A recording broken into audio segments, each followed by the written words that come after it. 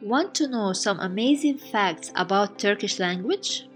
So continue this video till the end.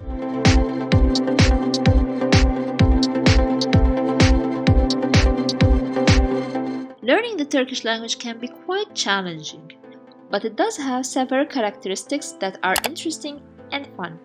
In this video, I will show you 5 facts that you need to know before learning Turkish. Number 1. The order of Turkish sentences is different than English sentences. The basic word order of an English sentence is subject, verb, object. But in Turkish, the order is subject, object, and verb. This might sound hard at the beginning, but as you learn the language, you will get used to it. Let's take some example. Example number 1. I want to go to the park. If you want to translate it to Turkish, it will be Parka gitmek istiyorum. Now parka is to the park, gitmek is to go, istiyorum is I want. So as you notice, the verb comes at the end of the sentence. Another example, I am eating my lunch. Translate that to Turkish, it will be öğle yemeğimi yiyorum. Yiyorum is I am eating, and it came at the end of the sentence. So this is fact number 1. Fact number 2. No gender. In Turkish, you don't have to worry about memorizing the genders. In Turkish, we use o, the pronoun o, for he, she, and it. And you will know who do they mean from the meaning of the sentence. Do they mean he, do they mean she, or do they mean it?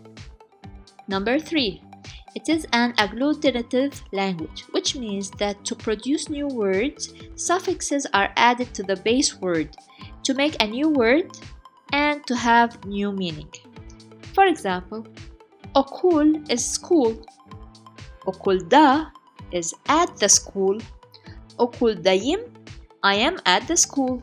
As you notice, the base word is okul, which means school. When I added the, it became at the school. When I added yim, I am at the school. Another example is kitap is book.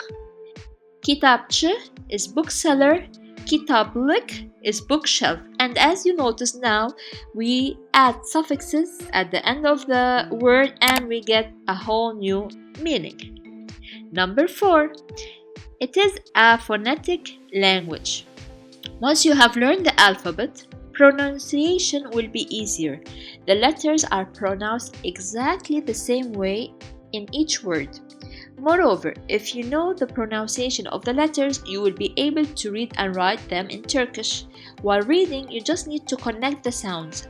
For example, I have the word araba. Araba means car. And as you notice, I spell the letters as they are. A, ra, ba. Whereas in English, the pronunciation of the letters can change sometimes. For example, examples of letter C, we have kat, the C is spelled as k. Channel, the C and H are ch. City, the C is spelled as si. In Turkish, the letter C is spelled as j. In these 3 examples, notice how we spell them. Ceviz, cam, cep, which means the pronunciation is the same as the letters. We don't have any differences. We don't have the difference that is found in English. Number 5. In Turkish, you don't need to use subjects in a sentence. Why? Because we have personal suffixes that we add to the verb roots, and these suffixes indicate the subject. For example, ben gidiyorum. Ben gidiyorum means I am going. We can remove the ben, which is the personal pronoun, and just say gidiyorum. Why? Because the refers to I, to ben. So if I say gidiyorum, gidiyorum means I am going. No need to write ben. Same example with the pronoun you. Sen gidiyorsun. We can remove the sen and we just say gidiyorsun, which means you are going. The sun, which is in the gidiyorsun word, The son represents the you pronoun. So if I say gidiyorsun, it means you are going. I do not need to put the pronoun sen. So these were 5 facts about Turkish language. If you understand them well, they will help you through the learning process. If you like this video, please subscribe and give us a like. Assalamu alaikum.